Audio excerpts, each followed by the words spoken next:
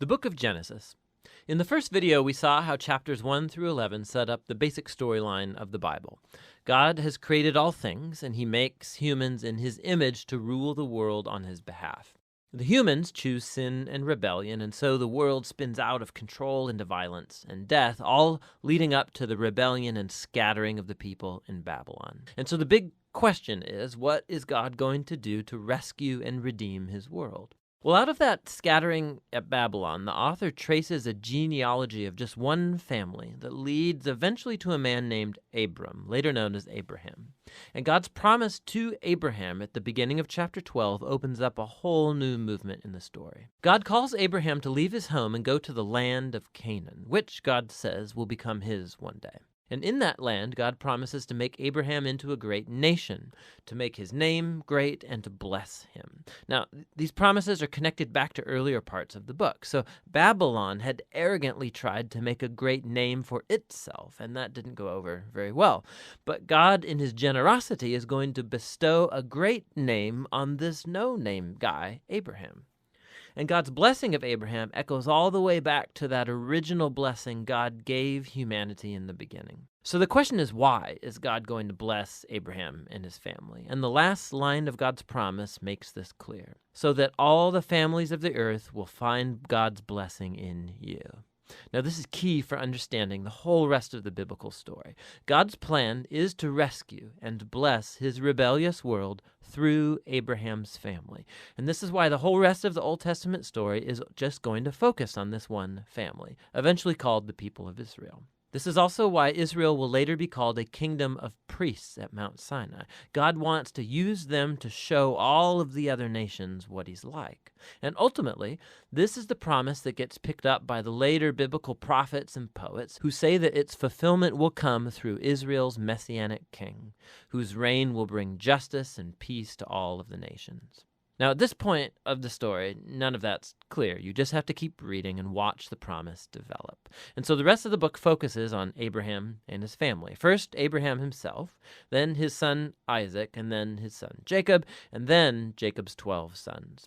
And the stories about each generation, they're united by two main themes. So first, each generation of Abraham's family is marked by repeated failure. They just keep making really bad decisions that mess up their lives and that put God's promise in jeopardy. However, God remains faithful to them. He keeps rescuing them from themselves and reaffirming his commitment to bless them and bless the nations through them despite their failings. So the Abraham stories. God had promised Abraham a huge family, but on two different occasions, he's afraid for his life because other men are attracted to his wife, and so he denies that he's even married to her, which creates, of course, all of these problems. And not only that, Abraham and his wife Sarah, they can't have children, and so Sarah arranges for Abraham to sleep with one of their servant girls, which also creates all of these problems in the family. But each time, God bails Abraham out. And in chapters 15 and 17, God even formalizes his promise to Abraham with an official commitment called a covenant.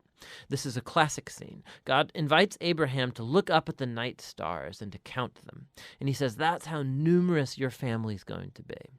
And despite all of the odds, having no kids and no way to have any at the moment, Abraham looks up in the sky and simply trusts God's promise. And God responds by entering into a covenant with Abraham, promising that he will become a father of many nations, that God's blessing may come to the whole world. God asks Abraham to mark his family with a sign of the covenant, circumcision of all the male boys in the family. This is a symbol to remind them that the fruitfulness of their family is a gift from God. And so Abraham has lots of kids eventually, and he dies at a good old age.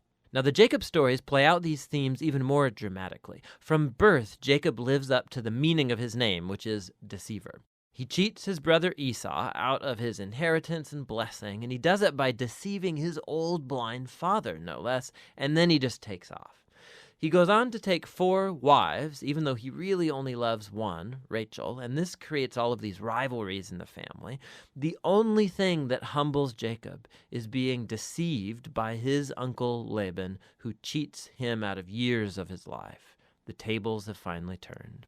And so it's a humbled Jacob that returns to his homeland. And in a very strange story, Jacob ends up wrestling with God as he demands that God bless him. Some things never really change, do they? However, God honors his determination, and he passes Abraham's blessing on to him. And he renames Jacob as Israel, which means wrestles with God. Now, it's this last part of the book, the story of Jacob's sons, where all the themes come to a head. Jacob loves his second to youngest son, Joseph, more than any of the others, and he gives him this special jacket. And the 10 older sons come to hate Joseph, and so they kidnap him, and they plan to kill him, but instead they decide to just sell him into slavery in Egypt, where he ends up in prison. Talk about family failure. But God is with Joseph, and he orchestrates Joseph's release from prison, and Pharaoh ends up elevating Joseph to second in command over all of Egypt. And so Joseph saves the nation of Egypt during a famine. And he also ends up saving his brothers and his family from starving to death. And so once again, we can see the folly and the sin of Abraham's family is met with God's faithfulness, who subverts even the evil of the brothers into an occasion to save life. And this is actually what Joseph says right near the end of the book. He says to his brothers, "You all planned this for evil, but God planned it for good, to save many lives." Now, these words are strategically placed at the end of the book because they summarize not only the story of Joseph and his brothers, but the book as a whole. From Genesis 3 onward, humans keep acting selfishly and doing evil, but this God is not going to leave his world to its own devices. He remains faithful and determined to bless people despite their failures. You can see this especially in how that mysterious promise about the descendant of the woman gets developed throughout the book. So remember, Genesis 3, God promised that this wounded victor would come and crush the snake and defeat evil at its source. And the author then connects this promise directly to the line of Abraham. This is a part of how God's going to bring his blessing to the nations. Now, from Abraham, this promise gets connected to Judah, the fourth son of Jacob, and this is how. In an extremely important poem in chapter 49, in aging Jacob, he's on his deathbed, he wants to bless his 12 sons.